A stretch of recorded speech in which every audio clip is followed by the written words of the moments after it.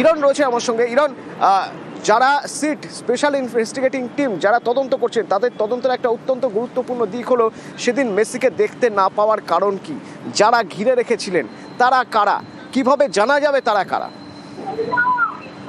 সেই বিষয়টা বলার আগে তোমাকে দেখাবো এই মুহূর্তে তৃণমূল অধিকারী বিরোধী দলনেতা তিনি করেছেন এডি কাট আউট।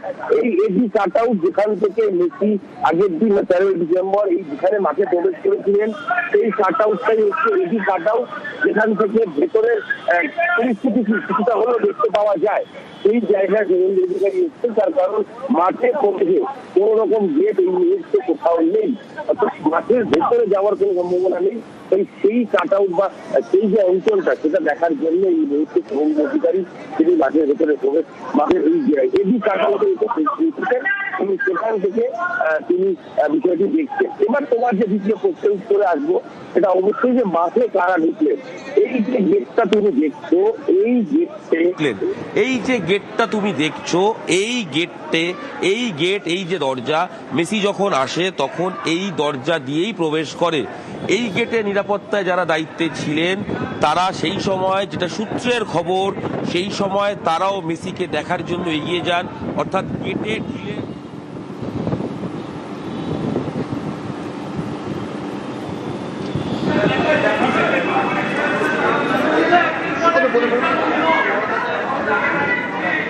দুজন বিধায়ক আসলো বিজেপির।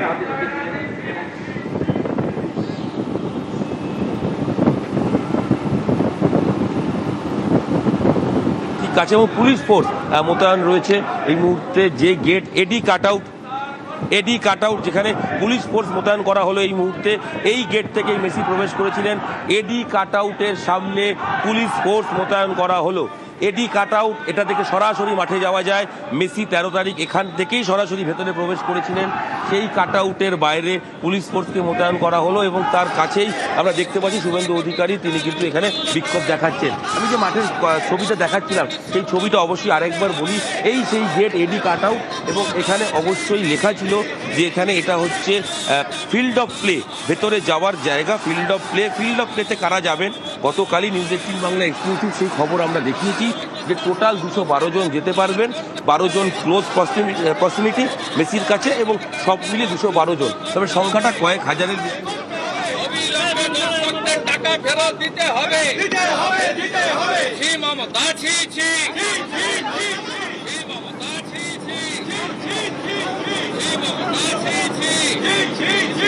দরজা বন্ধ করলে কেন? জবাব চাই, জবাব দাও।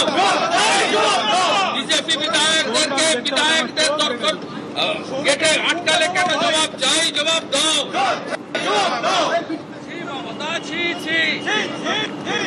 অরূপ বিশ্বাস, সুজিত বোসের গ্রেপ্তার চাই। অবিলম্বে সমস্ত টাকা যুবকদের হবে, দর্শকদের টাকা, দর্শকদের মুক্তি দিতে হবে, অবিলম্বে নিরীহ দর্শকদের মুক্তি দিতে হবে। দর্শকদের উপর পুলিশি জুলুম চলছে না, চলবে না। দর্শকদের উপর পুলিশি জুলুম চলছে না, চলবে না। মমতা সরকার হায় হায়, মমতা সরকার হায় হায়।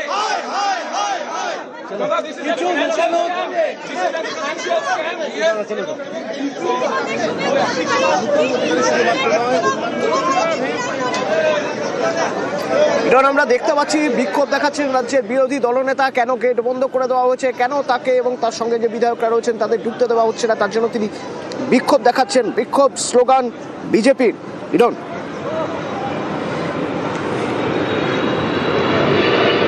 একদমই সেই ছবিও আমরা দেখতে পাচ্ছি, যে আমরা সেই ছবি দেখাবো। ঠিক এই যে এডি কাট আউটের বাইরে সেখানে এসেই কিন্তু শুভেন্দু অধিকারী তিনি বিক্ষোভ দেখাচ্ছেন এবং তিনি ভেতরে প্রবেশ করতে চান, অর্থাৎ যুবভারতীর কি ক্ষয়ক্ষতি হয়েছে তিনি সেটা দেখতে চান।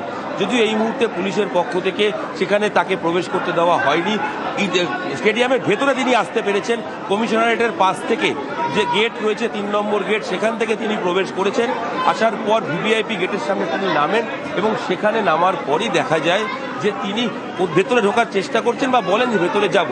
যদিও এখানে কোনোভাবেই কোনো গেট খোলা না থাকার কারণে আলটিমেট যেটা হয় সেটা হচ্ছে কোনোভাবেই ভেতরে প্রবেশ করা সম্ভব হয়নি। এডি কাট আউট যেখান থেকে মেসি প্রবেশ করেছিলেন, আমি বারবার বলছি, সেই কাট আউটের সামনে এসে দেখা যায় যে এই মুহূর্তে শুভেন্দু অধিকারী এবং অশোক ডিন্ডা, বিধায়ক অশোক ডিন্ডা, তিনিও রয়েছেন এবং তিনিও কিন্তু এখানে বিক্ষোভ দেখাচ্ছেন, যে ছবি কিন্তু এখানে দেখা যায়। এবং এই মুহূর্তে তারা প্রতিবাদ করছেন এবং তারা মেসি ম্যাচে যে মিসম্যানেজমেন্ট হয়েছে সেই দায় কার, সেই বিষয় তুলে তারা কিন্তু এই মুহূর্তে প্রতিবাদ করছেন।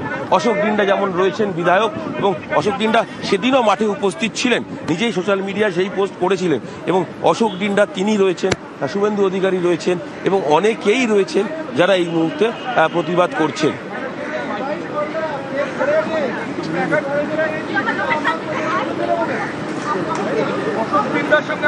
শুভেন্দু অধিকারীর সঙ্গে বিজেপি বিধায়করা রয়েছেন অশোক দিন্দা, তারা প্রতিবাদ করছেন, বিক্ষোভ দেখাচ্ছেন। প্রথমত সেদিন বিশৃঙ্খলা, এবং সেই বিশৃঙ্খলা যে হয়েছিল তারপরে মাঠের কতটা ক্ষয়ক্ষতি হয়েছে, কি অবস্থা মাঠে, তা দেখার জন্য আজ রাজ্যের বিরোধী দলনেতা তার সঙ্গে বিজেপি বিধায়কদের নিয়ে তিনি চলে যান যুবভারতী ক্রীড়াঙ্গনে। প্রথমে বিধাননগর কমিশনারেট এবং তারপর সেখান থেকে যুবভারতী ক্রীড়াঙ্গনে, কিন্তু তাকে ঢুকতে দেওয়া হয় না, দরজা বন্ধ রাখা হয়, যুবভারতীর সবকটি দরজা বন্ধ, এবং বাইরে তিনি বিক্ষোভ দেখাচ্ছেন। বিক্ষোভ স্লোগান বিজেপির। আমার সঙ্গে ফোনে অরূপ চক্রবর্তী রয়েছেন, তৃণমূল নেতা। রাজ্যের বিরোধী দলনেতার দাবি যে রাজ্যের মানুষের সম্পত্তির ক্ষতি হয়েছে, রাজ্যের বিরোধী দলনেতা হিসেবে তার দেখতে পাওয়া উচিত